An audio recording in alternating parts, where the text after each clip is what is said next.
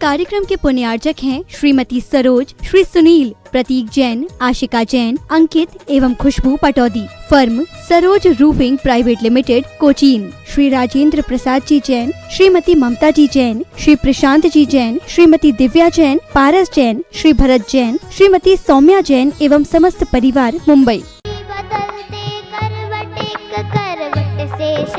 वो करते हैं इंद्र जीता मदन विजेता, सबसे बड़े समंदर है इस दुनिया में, सबसे सच्चा प्यारा वेश दिगंबर है।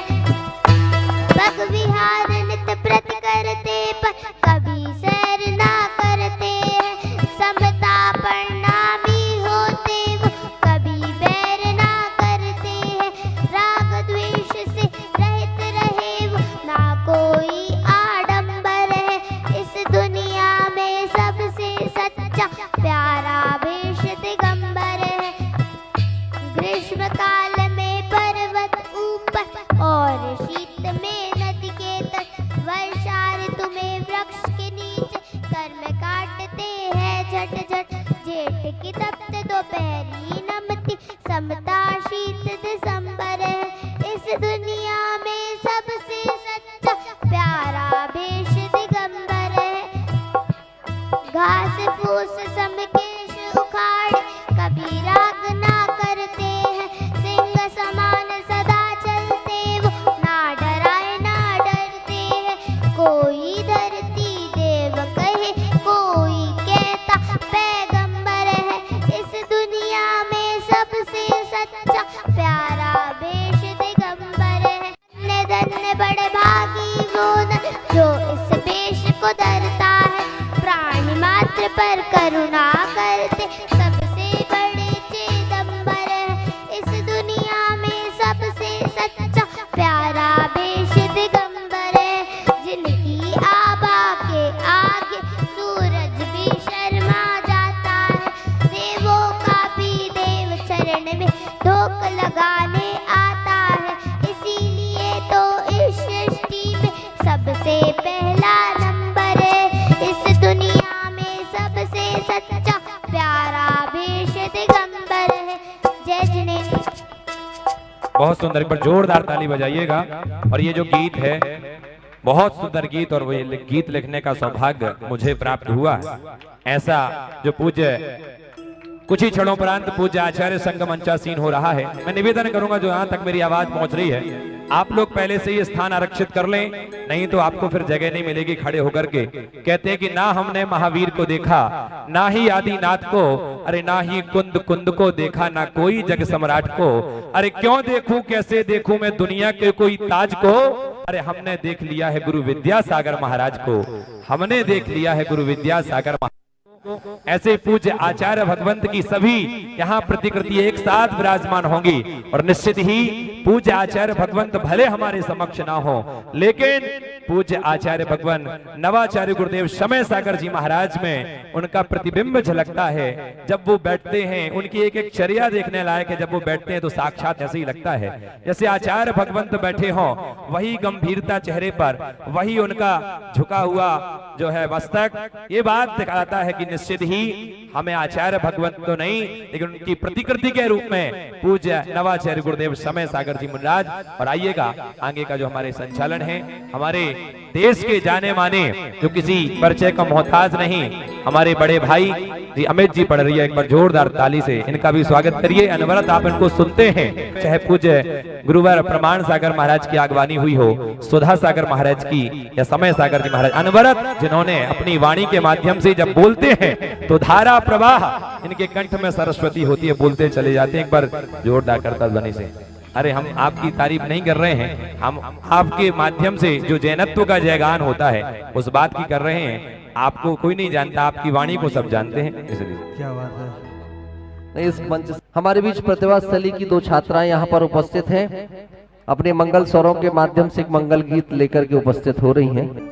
बोले कुंडलपुर के बड़े बाबा की, संत शिरोमणि आचार्य गुरुवर श्री 108 विद्यासागर जी महाराज की, मुनि श्री 108 समय सागर जी महामुनि राज की, समस्त मुनि आरिका संघ की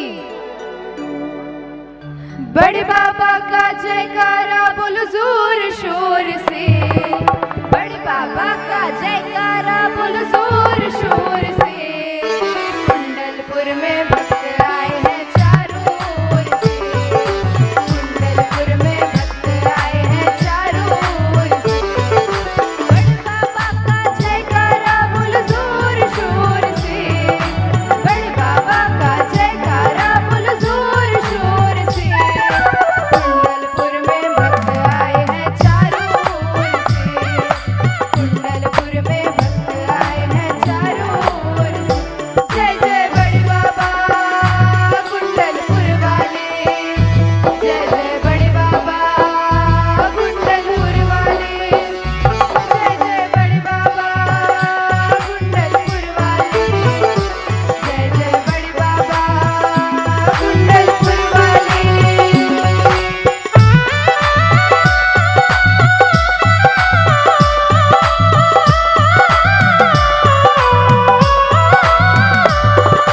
अनजाने श्रावक बड़े बाबा तुम्हें रिझाते हैं, अपनी अपनी मन की बातें तुम्हें सुनाते हैं। अनजाने श्रावक बड़े बाबा तुम्हें रिझाते हैं, अपने अपने मन की बातें तुम्हें सुनाते हैं।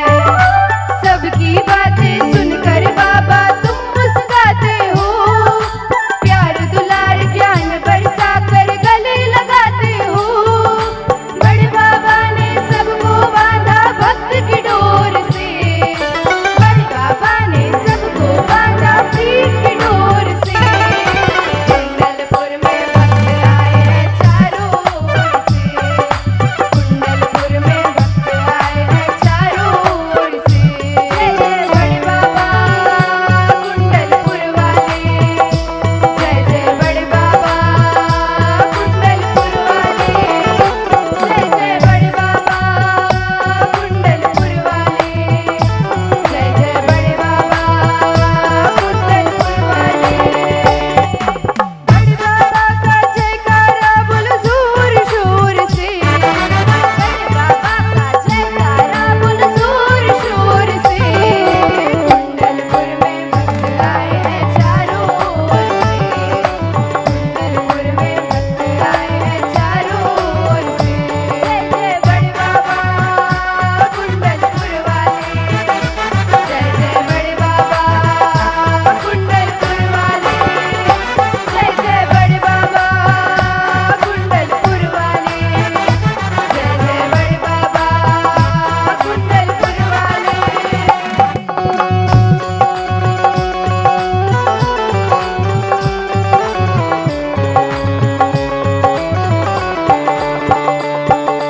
सिद्ध क्षेत्र कुंडलपुर 64 शिखरों वाला है, जय करिया का मंदिर देखो दृश्य निराला है।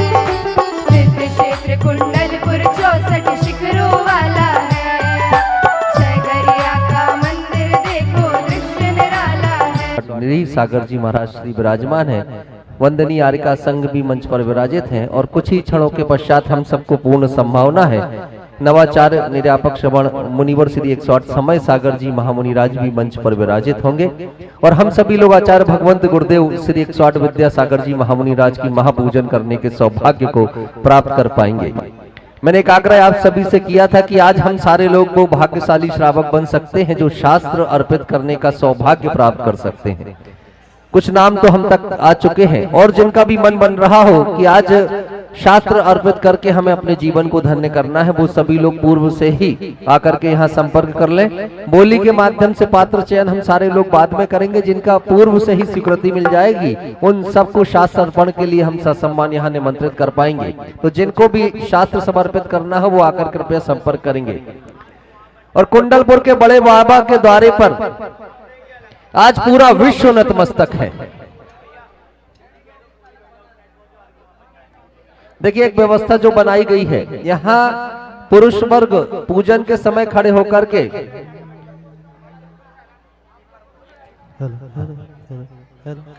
हाँ यहाँ पे अर्घ अष्टद्रव्य समर्पित करने के लिए पुरुष वर्ग होंगे और उस ओर महिलाएं वहां पर पहुंच जाएं। वहां पर महिलाएं उपस्थित होकर के अष्टद्रव्य समर्पित करेंगी। शीघ्रता से पहुंचे वहां पर कमेटी वाले नवाचार्य निरापक श्रवण मुनिवर श्री समय सागर जी महामुनिराज के चरणों में पहुंच करके निवेदन करेंगे कि पूज्य आचार्य संघ की मंगल सन्निधि हम सबको प्राप्त हो।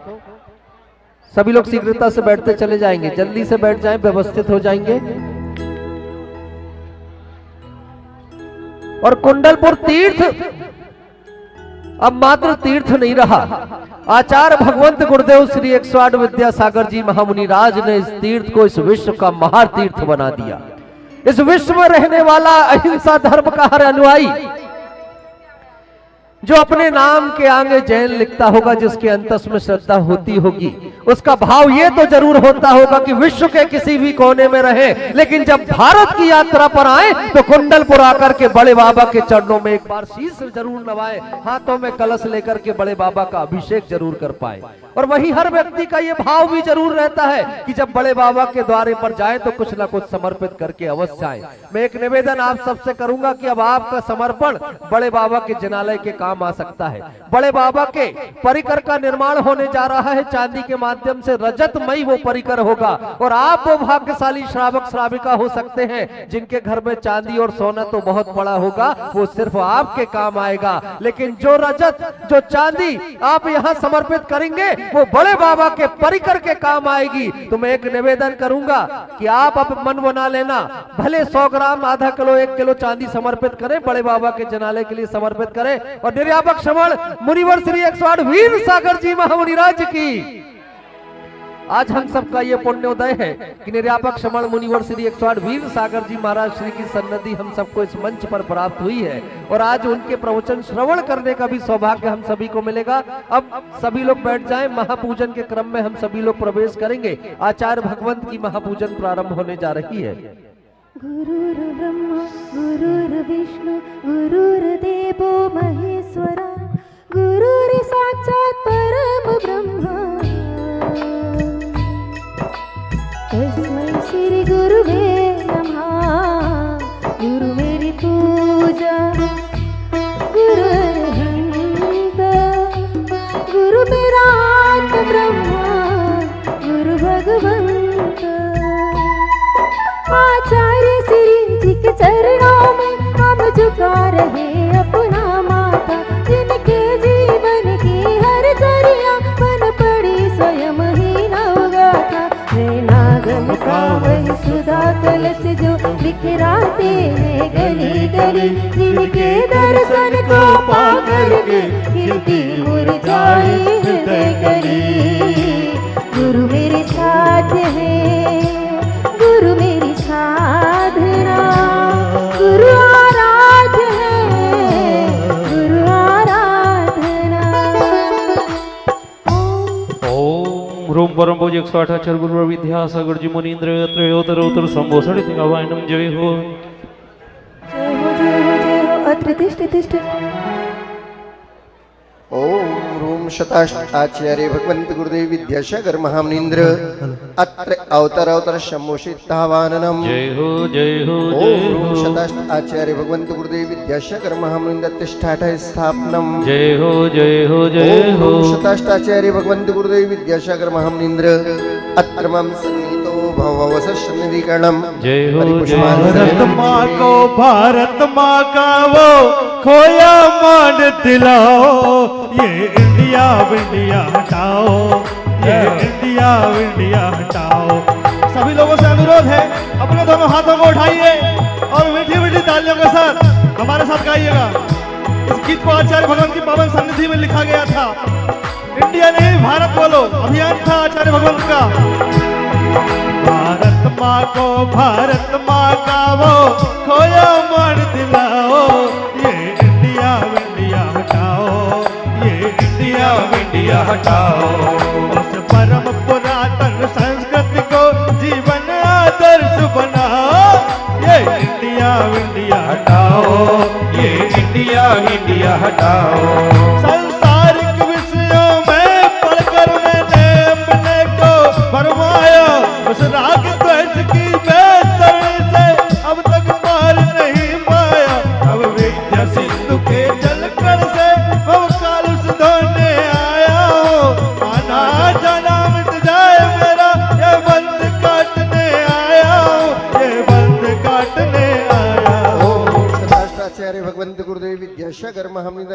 सर्वेषां जन्म जरा मृत्यु विनाशनाय दिव्य जलम निरूपामि पामिते स्वाहा। क्रोध अनल में जल जल कर अपना सर्वस्व लुटाया है, निज शांत स्वरूप न जान सका, जीवन भर से बुलाया है।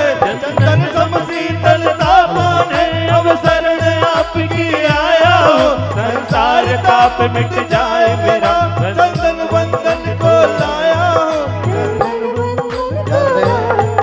सभी लोग निरूपामि बोल कुंडपुर के बड़े बाबा की। जड़ को ना मैंने जड़ समझा नहीं, अक्षय निज को पहचाना, अपने तो केवल सपने थे, ब्रह्म और जगत का भटकाना। चरणों में अर्पित अक्षत है, अक्षय पद मुझको मिल जाए, तो ज्ञान अरुण की किरणों से हृदय कमल भी खिल जाए। ओम शताष्टाचार्य भगवंत गुरुदेव विद्यासागर महामनिंद्र सर्वेषां अखंड अक्षयपद प्राप्त है, अक्षतान निरूपामि। भारत की मर्यादा खेती बाड़ी गुरु का कहना। आचार्य भगवान के एक हाइकू को हमने इन विषय भोग की मदिरा पी में बना सदा से मतवाला। तृष्णा को तृप्त करे जितनी उतनी बढ़ती इच्छा ज्वाला। ये काम बाण विध्वंस है, पर सुमन चढ़ाने आया हो, ये मदन विजेता बन न सके, ये भाव हृदय में लाया हो। ओम शताष्टाचार्य भगवंत गुरुदेव विद्यासागर महामनिंद्र सर्वेषां काम्बाल ध्वंसनाय दिव्य पुष्पम निरूपामि। जी दीदी आप भी कराएं। कुल 15 मिनट है, एक जल्दी जल्दी दीदी आप करा दें। बोले। इस छुदा रोग की व्यथा कथा मोह में कहता आया हूँ, अति भक्ष भक्त भगे फिर भी मन तृप्त नहीं कर पाया हूँ। नैवेद्य समर्पित करके मैं तृष्णा की भूख बिताऊंगा, अब और अधिक ना भटक सकूं, ये अंतर्बोध जगाऊंगा। हाँ जी, पुरुष वर्ग सामने से अलग हो जाओ। कितने यार के चढ़ाओगे आप लोग? दूसरों को ही मौका दो। चश्मा वाले दादाजी कौन कौन खड़े सामने से? ओम ह्रूम शताष्टाचार्य भगवंत गुरुदेव विद्यासागर महामनिंद्र सर्वेषां क्षुधारोग विनाशनाय दिव्य नैवेद्यम निरूपामि। भारत की मर्यादा खेती बाड़ी गुरु का कहना। ओ सर्वोत्तम संस्कार लिए जो शिक्षा साड़ी कहना, वो शिक्षा साड़ी कहना। विद्या गुरुवर के आशीषों पर आगे बढ़ते जाओ। ये इंडिया इंडिया हटाओ, ये इंडिया इंडिया हटाओ। वो अंधकार से व्याकुल हो, इनको नहीं मैंने पहचाना। राग द्वेष में लिप्त रहा, इतिहास रहा बस बचता ना। क्षणों में दीप समर्पित है मुनिवर, मेरा तुम दूर भगा देना। तुम ज्ञान दीप की बाती से मनवंतर दीप जला ओम ह्रूम शताष्टाचार्य भगवंत गुरुदेव विद्यासागर महामनिंद्र सर्वेषां मोहांधकार विनाशनाय केवल ज्ञान प्राप्त है, दिव्य दीपम निरूपामि। शुभ कर्म ने घेरा है, मैंने अब तक यह माना था, बस पाप कर्म सच पुण्य कर्म को सहारा अपनाना था। शुभ कर्म सब रिपुदल है, मैं इन्हें जलाने आया हूँ, इसीलिए गुरु चरणों में अब धूप चढ़ाने आया हूँ। ओम ह्रूम शताष्टाचार्य भगवंत गुरुदेव विद्यासागर महामनिंद्र सर्वेषां दुष्ट अष्ट कर्म दाना दिव्य धूपम निरूपामि। मात्र भूमि भैया भैया संगीतकार भैया जरा स्लो आवाज में गाओ, इतना तेज आप चिल्ला के गा रहे हैं, आवाज अच्छी नहीं लग रही है किसी को, थोड़ा साइलेंट में गाएं। स्वरबद्ध कर लें। जीवन रासन किया आपने, हम एक दीप न दे पाए, मिनती हमारी है बड़े बाबा, विद्या गुरु फिर मिल जाए। इन अशुभ कर्म ने भोगों को इतना भोगा कि खुद को ही भोग बना डाला। साथ और साधक का अंतर मैंने आज मिटा डाला। मैं चिदानंद में लीन रहूं, पूजा का यह फल पाना है,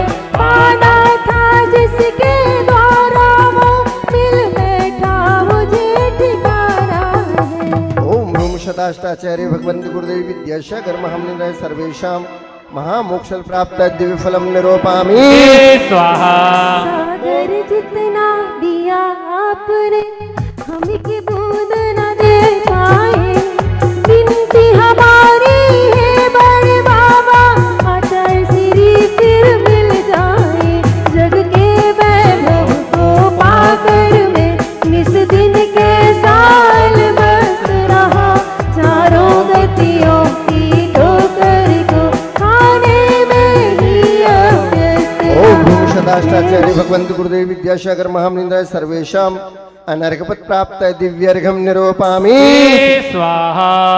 भावों की निर्मल सरिता में अब गान करने आया हूँ, मेरा सारा दुख दर्द हरो ये अर्घ बैठने आया हूँ। हे तपोमूर्ति हे आराधक हे योगीश्वर हे महासंत हे अरुण कामना देख सके युग युग तक आगामी वसंत जिस देश ओम रूम शताष्टाचार्य भगवंत गुरुदेव विद्यासागर महामुनिराय सर्वेशाम अनर्घपत प्राप्त जयमाला पुनर्घम निरूपामि संत श्रोमणी आचार्य भगवंत गुरुदेव विद्यासागर महामुनिराज की ज्येष्ठ से निर्यापक श्रमण भावी आचार्य भगवंत गुरुदेव श्री समय सागर जी महामुनिराज की ज्येष्ठ निर्यापक श्रमण श्री योग सागर आदि 3 कम 9 कोटि महामुनिराजों की। हाँ, सभी महानुभाव मंच से नीचे होकर पूज्य मुनीशन का अर्घ चढ़ाते हुए अपना स्थान ग्रहण करें। पूज्य बड़े महाराज श्री हमारे बीच विराजमान है, पूज्य निरापक श्री वीर सागर जी महामुनिराज के हम सबको वचनों का अमृतपान करने का सौभाग्य प्राप्त होगा। जितना जल्दी आप बैठेंगे उतने जल्दी आपको यह सौभाग्य प्राप्त होगा। जय बोलो परम पूज्य नवाचार्य पूज्य समय सागर जी महाराज जी की। समय सिंधु मुनिवर का दर्शन निज का दर्श कराता है, नंत काल प्यासी आत्म को समरस सहज पिलाता है। समय सार का रस बरसाते मुनि को अगणित वंदन है, अनर्घ पद की अभिलाषा से श्रद्धा अर्घ समर्पण है।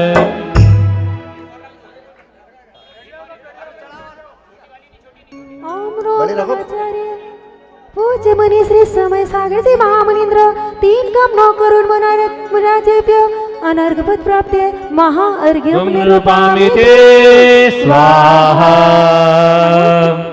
और अब सभी लोग अपना स्थान ग्रहण कर लें, शीघ्रता से बैठ जाएंगे। बोलिए आचार्य भगवंत गुरुदेव श्री 108 विद्यासागर जी महामुनिराज की। नवाचार्य निर्यापक श्रमण मुनिवर श्री 108 समय सागर जी महामुनिराज की जय। और मंच पर विराजित पूज्य मुनिराज के चरणों में हम सभी लोग नमन करेंगे। निर्यापक श्रमण मुनिवर श्री 108 वीर सागर जी महाराज की जय। समस्त मुनि संघ की जय।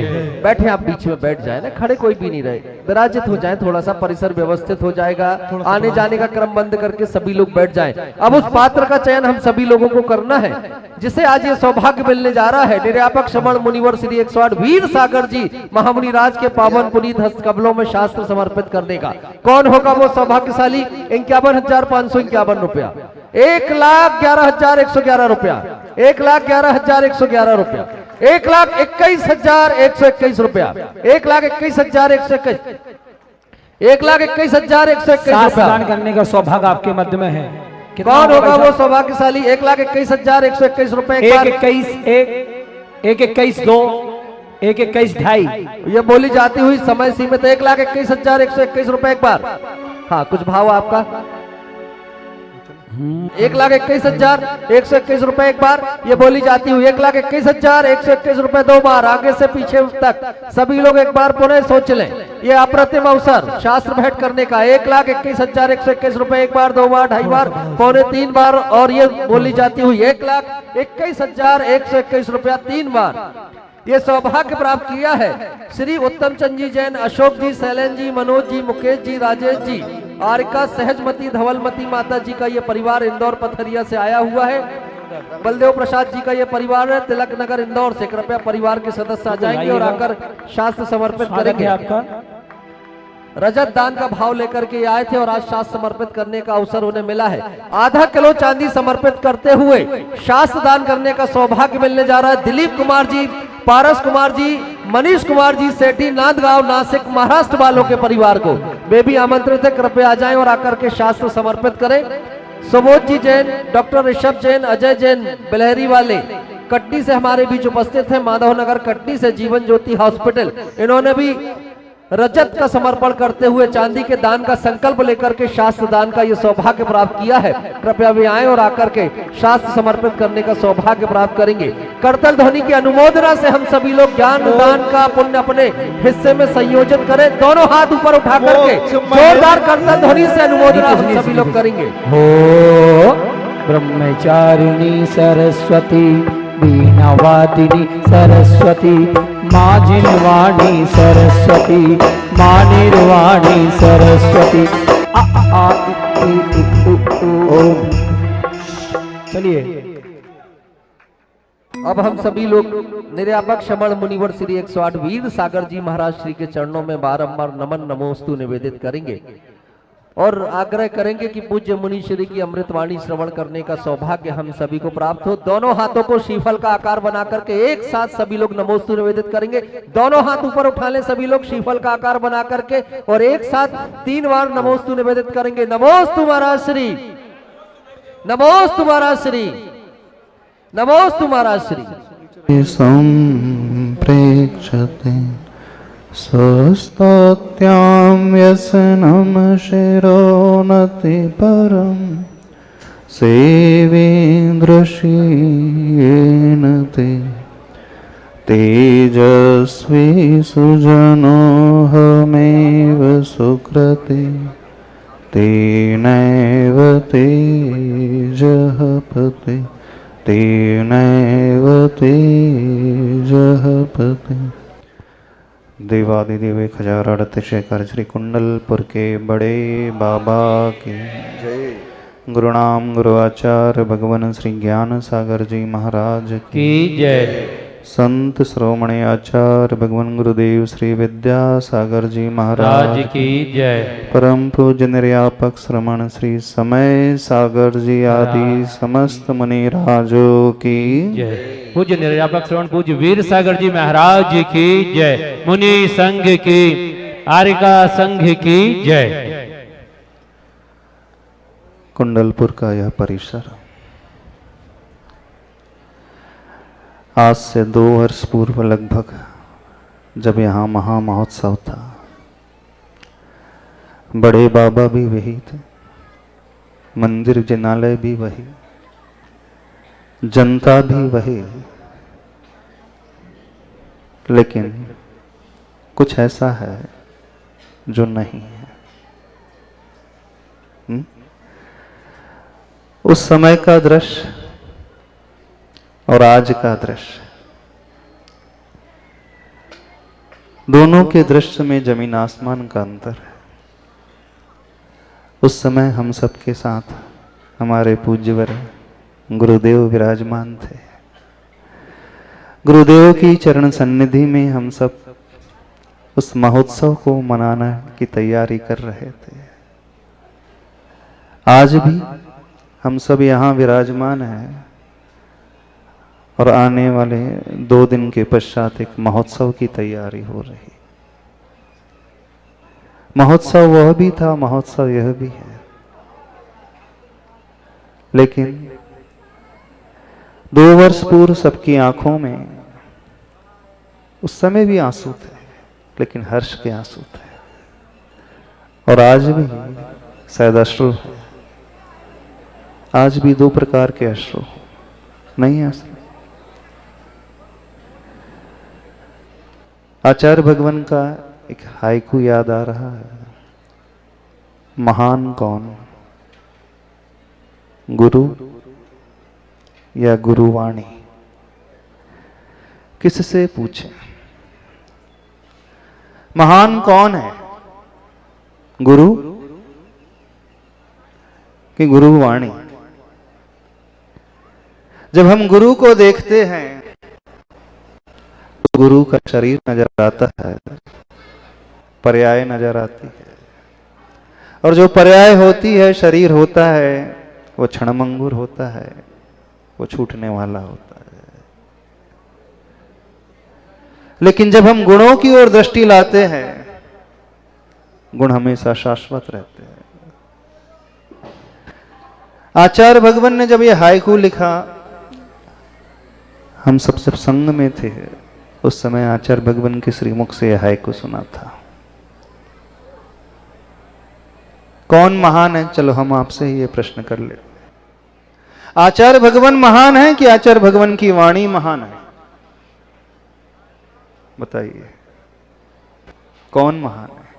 किसे हम कहे? हाँ, गुरु? आचार्य भगवान ने इसमें प्रश्नवाचक चिन्ह छोड़ा है, दोनों ही नहीं लिखे उन्होंने। बिल्कुल, ये आचार्य भगवान की ही कृति है, आचार्य भगवान की ही रचना है।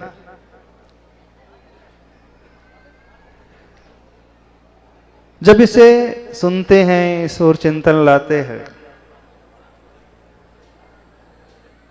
तो तरह तरह के विचार आ जाते हैं। गुरु की वाणी गुरु से ही उत्पन्न होती है, उस दृष्टि से देखा जाए तो गुरु ही महान होते हैं। लेकिन गुरु हमेशा नहीं रहते हैं, लेकिन गुरु की वाणी हमेशा रहती है। इस दृष्टि से देखा जाए तो गुरु वाणी महान है। गुरु के जाने के पश्चात भी वो वाणी हमेशा रहती है। हमने आदिनाथ भगवान को, कुंडलपुर के बड़े बाबा को नहीं देखा, लेकिन वे आदि प्रभु आज भी जीवंत हैं अपनी जिनवाणी के माध्यम से। वे महावीर प्रभु आज भी जीवंत हैं अपनी उस दिव्य ध्वनि के माध्यम से। वे आचार्य भगवान आज भी उतने ही जीवंत हैं अपनी उस वाणी के माध्यम से। कुछ लोग ऐसे महान होते हैं इस युग में, उनकी महानता उनके साथ नहीं जाती है, उनकी महानता उनके जाने के पश्चात और बढ़ती चले जाती है, उनकी प्रतिष्ठा और बढ़ती चली जाती है, उनकी प्रतिष्ठा और बढ़ती चली जाती है। एक प्रसंग याद आ रहा है, कुंडलपुर के बड़े बाबा कब से विराजमान है यहाँ पर? जानते हो आप लोग? कब से, कितने वर्ष पुराने हैं? 500 साल से ऊपर हो गए हैं, 1500 वर्ष से ऊपर हो गए। कुंडलपुर के बड़े बाबा को पहचान किसने दिलाई है? हम आपसे पूछना चाहते हैं। हाँ, बड़े बाबा वही हैं, आदिनाथ प्रभु वही हैं, लेकिन आदिनाथ भगवान की प्रतिष्ठा इस दुनिया में किसने कराई है? कुंडलपुर की पहचान किसने कराई है? कुंडलपुर में आने वाले जो श्रावकों की लाइन लगी रहती है, वो किसने दिलाई है? किसने दिलाई है ना? आचार्य भगवान, छोटे बाबा ने। तो भगवान को भी पहचान दिलाने वाले कोई हो जाते हैं, होते हैं कि भगवान तो अपने आप बन जाते हैं। वे भगवान जो सिद्धालय में विराजमान है, वे हमारे काम में नहीं आते, हम उन्हें जानते भी नहीं है। लेकिन कुछ ऐसे महापुरुष होते हैं इस दुनिया में जो अपनी साधना के बल कर, अपने साधना के बल पर प्रभु को भी ऊंचा स्थान दिला देते हैं, लोगों के हृदय में उनकी जगह बनवा लेते हैं। अपने लिए तो हर कोई जीवन जी ही लेता है, उसमें कोई बड़ी बात नहीं होती, हर एक इंसान जीता है। लेकिन महत्ता तो तब है जब हम अपने जीते जी कुछ ऐसा कार्य कर जाएं कि हमारे द्वारा बड़ों को प्रतिष्ठा मिल जाए। देखना, समझना, ये कार्य दुनिया में अद्भुत कार्य है। वैसे प्रभु बहुत बड़े होते हैं, भगवान से बड़े कोई नहीं होते, लेकिन एक छोटा व्यक्ति भी अपनी तपस्या के बल पर, अपने बलिदान के बल पर, अपनी साधना के बल पर, अपने त्याग के बल पर, अपनी श्रद्धा और समर्पण के बल पर उन बड़ों को भी बहुत बड़ा बना देता है, और उसी कारण वे बड़े बाबा कहला रहे हैं। जब आचार्य भगवान 1975 में प्रथम बार आए थे, उस समय बड़े बाबा की क्या स्थिति थी? क्या स्थिति थी? नहीं, बड़े बाबा की स्थिति यदि इंटरनली अपन देखें तो वो तो महान ही है, लेकिन जो भगवान हमारे लिए मिले हैं उनकी क्या स्थिति थी, आप सभी लोगों ने देखा होगा, सभी लोगों ने देखा होगा उस दृश्य को। और आज जब हम इस जिनालय के दर्शन करने जाते हैं तो हृदय एकदम भाव विभोर हो जाता है। इस दृश्य को देखकर मन एकदम गदगद हो जाता है। बड़े बाबा के दर्शन बाद में होते हैं, छोटे बाबा के दर्शन पहले होते हैं कि यह कृति जिसने सृजन किया है, जिसने निर्माण किया है, जिसकी परिकल्पना है, जिसकी सोच है, जिनका चिंतन है, वो व्यक्ति कितनी अपने भीतर गहनता रखता है। आचार्य भगवान की दूरदृष्टि, आचार्य भगवान का प्रयास, आचार्य भगवान का वो विजन अपने आप में एक अद्भुत विजन है।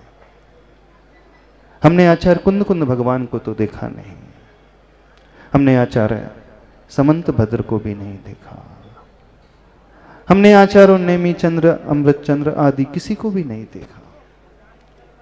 दुनिया में कुछ ऐसे लोग ऐसे होते हैं जो अपने जाने के पश्चात भी अपनी ख्याति और बढ़ाते चले जाते हैं। वैसे तो मरण शरीर का होता है, लेकिन शास्त्रों में आता है व्यक्ति कुछ ऐसे कार्य कर जाता है, उस कार्य के बल पर वो हमेशा के लिए अमर हो जाता है।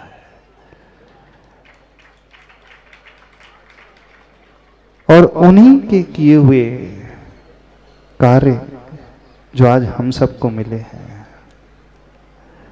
अब हमारा क्या कर्तव्य है, हमें ये देखना है। गुरुवर ने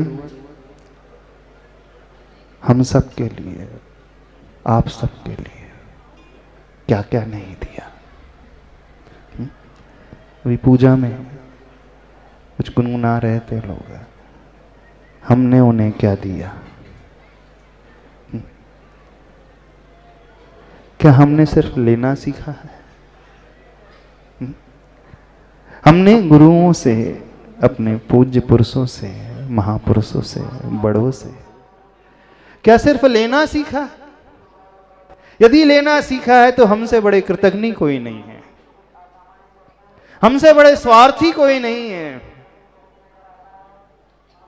लेकिन जो उपकार उन्होंने हमारे ऊपर किया है, अपनी सामर्थ्य के अनुसार, अपनी शक्ति के अनुसार हम क्या दे पा रहे हैं। वैसे अपनी क्षमता नहीं है कि हम उन्हें कुछ दे पाए। जो हमेशा महान होते हैं, बड़े होते हैं, जिनका हाथ हमेशा ऊपर होता है, वे ही दुनिया को देते हैं। अपन तो लेने वाले हैं, हमेशा हाथ अपना नीचे ही रहा है। जन्म जिन्होंने दिया उन्होंने ही तो जन्म दिया, क्योंकि शरीर के जन्म की कोई कीमत नहीं होती है। शरीर के जन्म की कोई कीमत नहीं होती है। ऐसा शरीर का जन्म तो अनंत बार हुआ है, सबका हुआ है। उस जन्म की कीमत होती है जब भीतर से कुछ फूटता है। समझना, एक बहुत अच्छा सेंटेंस हमने पढ़ा था। If an egg is broken from the outside force, life ends, but if an egg is broken from the inside force, a life begins. जब कोई अंडा बाहर के दबाव से फूटता है तो एक जीवन का अंत हो जाता है, लेकिन वही अंडा जब भीतर के दबाव से फूटता है तो एक जीवन की शुरुआत हो जाती है। जीवन में यदि शुरुआत होती है, यदि जन्म सही से होता है, तो वो तभी होता है जब वो भीतर से कुछ फूटे, भीतर से कुछ उत्पन्न हो। और भीतर से उत्पन्न तब होता है जब कोई ऐसा व्यक्ति हमारे जीवन में आता है जिससे हमारी दृष्टि खुलती है, हमारे देखने का नजरिया खुलता है, हम अपने आप को समझ पाते हैं। थोड़ा सा डिस्टर्बेंस हो रहा है, इसको बंद करा। इस बात को समझने की कोशिश करना, हमारा भीतर का क्या जागृत हुआ। यदि हमारा सही जन्म हुआ है तो आचार्य भगवान के द्वारा हुआ है। जितने भी लोग यहाँ पर बैठे हैं, जितने भी महाव्रती यहाँ पर बैठे हैं, जितने भी अणुव्रती बैठे हैं, ब्रह्मचारी ब्रह्मचारियां बैठी हैं, जितने भी त्यागी व्रती बैठे हैं, और यहाँ तक कहें कि जितने भी श्रावक बैठे हैं, यदि उनका जन्म हुआ है, भीतर से जन्म हुआ है, तो आचार्य भगवान के द्वारा हुआ है। यानी उन्होंने चेतन कृति का भी सृजन किया है और न जाने कितनी अचेतन कृतियों का सृजन किया है। आज तक उन्होंने सबको दिया है, सबको बांटा है, खुले हाथों से बांटा है, अपनी सामर्थ्य से बढ़कर के बांटा है, जितनी शक्ति नहीं थी उससे भी बढ़कर के बांटा है, और शुरू से लेकर अंत तक बांटा है। आप उस दृश्य को भी याद करें जब आचार्य भगवान प्रथम बार इस क्षेत्र में बुंदेलखंड की धरा पर आए थे, और आप उस दृश्य को भी याद करें जब आचार्य भगवान डोंगरगढ़ के उस परिसर में विराजमान थे। शरीर क्षम हो चुका था, बीमार हो चुका था, शरीर में शक्ति नहीं थी, लेकिन अंत समय तक आचार्य भगवान शरीर की चिंता ना करते हुए सिर्फ आप लोगों के कल्याण के लिए, किसके कल्याण के लिए, आप लोगों के कल्याण के लिए अपने शरीर की चिंता ना करते हुए आगे आ जाते थे। उन्होंने अंत समय तक संघ को दिया है, मुनियों को दिया है, आरिकाओं को दिया है, क्षुल्लकों को दिया है, ब्रह्मचारियों को दिया है, समाज को दिया है, अंत समय तक दिया है। अब प्रश्न यह खड़ा है कि हमने उन्हें क्या दिया, क्या दिया?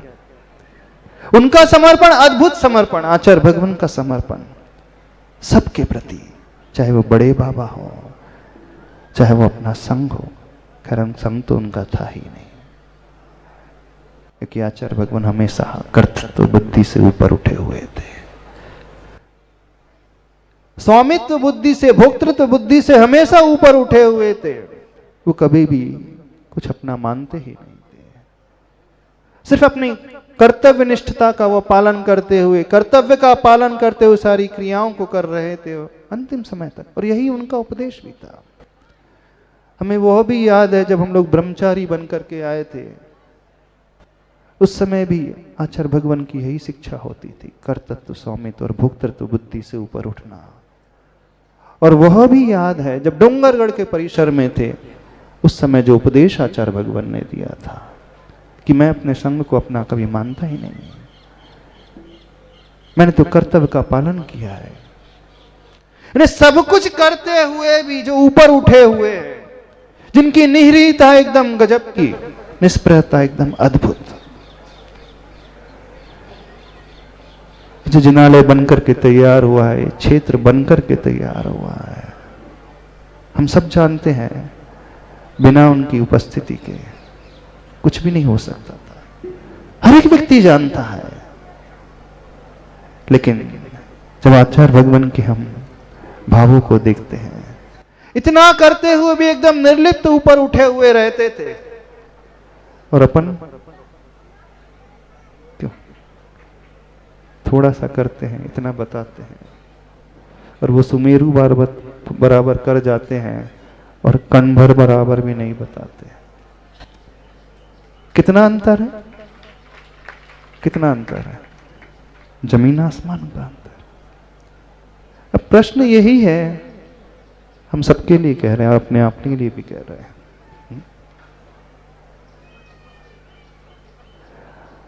हमारा समर्पण अपने गुरु के प्रति कितना है?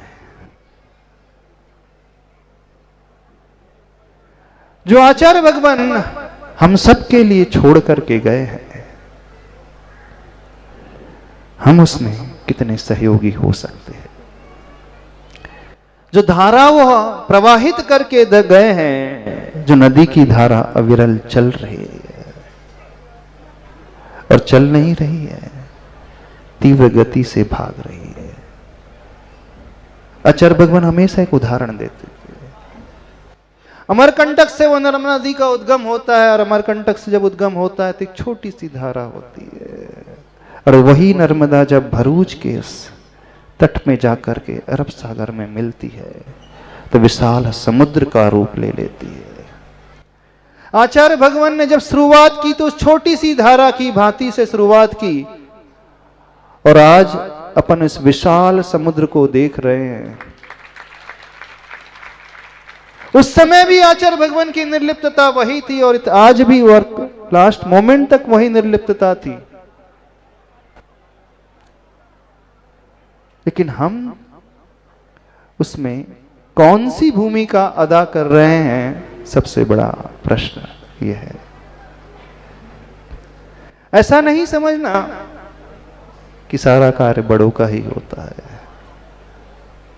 आचार्य भगवान ने बहुत सुंदर दोहा लिखा है, बूंद बूंद के मिलन से जल में गति आ जाए, है ना।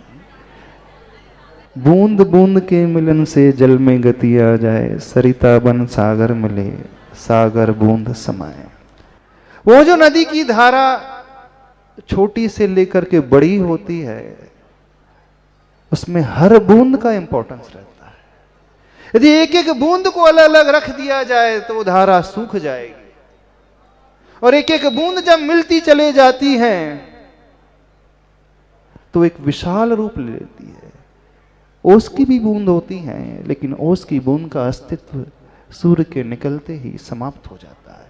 इसीलिए समाप्त हो जाता है कि वो बूंद जो है एकदम पृथक पृथक भिन्न भिन्न रहती हैं, उनका भी अस्तित्व रहता है, लेकिन सारी बूंद जो है उसकी बूंद बहुत दूर दूर एक दूसरे से जुदा जुदा रहती है। लेकिन यदि वे ही बूंद एक दूसरे से मिल जाए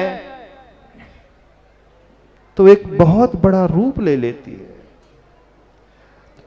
तो वो धारा बनने के लिए एक एक बूंद का महत्व होता है, और एक एक बूंद मिलकर के वो धारा का रूप लेती है, और एक एक बूंद यदि अलग अलग हो जाए तो सूख करके अपने अस्तित्व को भी खो देती है, अपने आप को भी विसर्जित कर देती है। तो नदी का अस्तित्व बरकरार रहता है तो बूंद के अस्तित्व से नदी बनती है। तो बूंद का भी उतना ही महत्व है जितना नदी का महत्व है। पर वह बूंद नदी में तब परिवर्तित होती है जब दूसरी बूंदों से वो मिलती है। तो महत्व उस बूंद का भी है। अब हमें यह देखना है कि हम अपनी बूंद को किस रूप में, कहां, किस प्रकार से, कितना एक दूसरे से मिला रहे हैं कि अपने अपने अहम के लिए अलग अलग स्थान रखने की कोशिश कर रहे हैं। हमारी बात समझ में आ रही? नहीं समझ में आ रही? थोड़ी बात गहरी कर रहे हैं, क्योंकि आचार्य भगवान जो छोड़ करके गए हैं उस विशाल नदी का रूप छोड़ करके गए हैं, और हर एक त्यागी व्रती का, हर एक भक्त का, हर एक शिष्य का ये परम कर्तव्य है कि हम उस धारा को और एक नया रूप दें, नया बहाव दें, नई गति दे, नई ऊर्जा दे, नई चेतना दे। आचार्य भगवान के जाने के पश्चात भी इस दुनिया में चारों तरफ ये संदेश जाना चाहिए कि नहीं, वे सारी बूंद एक नई ऊर्जा और नई चेतना के साथ आचार्य भगवान की बताई हुई दिशा को, आचार्य भगवान के बताए हुए संकेत और निर्देश को अक्षरशः पालन करते हुए उसी ओर बढ़ रहे हैं। आचार्य भगवान हमेशा एक बात कहते थे, प्रत्यक्ष में विनय करना बड़ा आसान होता है, लेकिन परोक्ष में विनय करना कुछ अलग ही होता है। प्रत्यक्ष में तो विनय कोई भी कर लेता है, प्रत्यक्ष में तो कोई भी आज्ञा मान लेता है, प्रत्यक्ष में तो हर कोई हर कार्य कर ही लेता है। जब आचार्य भगवान बैठे हैं, देख रहे हैं, सामने ही है, तो आप अपने आप कार्य करने लग जाओगे। और आचार्य भगवान देख नहीं रहे हैं, बहुत दूर है, वैसे देख तो अभी भी रहे, नहीं देख रहे? देख रहे हैं, ऊपर से देख रहे हैं, बिल्कुल ऊपर से देख रहे हैं और अपने संग को देख रहे हैं। फिर हम कह रहे हैं हमारी दृष्टि में उन्हीं का संग है, उनकी दृष्टि में भले ही उनका ना हो, आज भी अपने संग को देख रहे हैं, बड़े प्रसन्न हो रहे होंगे। लेकिन उनकी प्रसन्नता को अब हमें और आगे बढ़ाना है। ये कब संभव होगा, कैसे संभव हो पाएगा, किस प्रकार से हो पाएगा कि नहीं हो पाएगा, इसमें कोई डाउट तो नहीं, कोई संदेह तो नहीं, बिल्कुल मजबूती से। जो सच्चा शिष्य है, जो सच्चा भक्त है, जिसका समर्पण अपने गुरु के प्रति है, जो गुरुदेव को कुछ मानता है, हम जयकारा की बात बिल्कुल नहीं कर रहे। जय तो कोई भी लगा लेगा, पूजा की पंक्ति तो कोई भी गुनगुना लेगा, अर्घ तो कोई भी चढ़ा लेगा, नमोस्तु तो कोई भी कर लेगा, शरीर से दिखने वाली क्रियाएं तो कोई भी कर लेगा, उसमें कोई बड़ी बात नहीं होती है। शब्दों से ही तो बोलना है, हाथ पैर कोई तो हिलाना है, वचन और काय की क्रियाएं करना कोई ज्यादा महत्ता नहीं रखती है। महत्ता तो उन भावों की होती है, भीतरी समर्पण की होती है, उस मन की क्रिया होती है, और उसी से हमारा कल्याण होता है। और आचार्य भगवान की सजगता उसी प्रकार की थी, शुरू से लेकर अंतिम समय तक, आखिरी समय तक वो जागृति, उनकी चेतना, वो भावों को लिए हुए, मन को लिए हुए अलग ही प्रकार की, उनकी उत्कृष्टता अलग ही प्रकार की थी। उत्कृष्ट शब्द से नाम आ गया, उत्कृष्ट सागर महाराज जी तो पुणे ही में रह गए हमारे।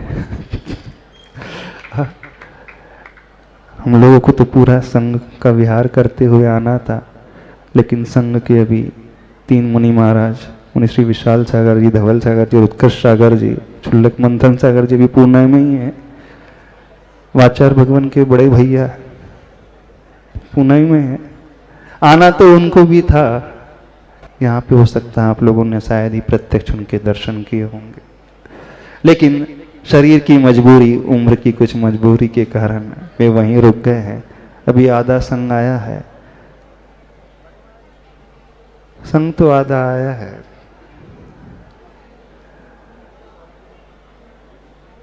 लेकिन उनकी भी भावना, भावों से वो अभी भी यहीं पर है, अपन तो ऐसा ही माने।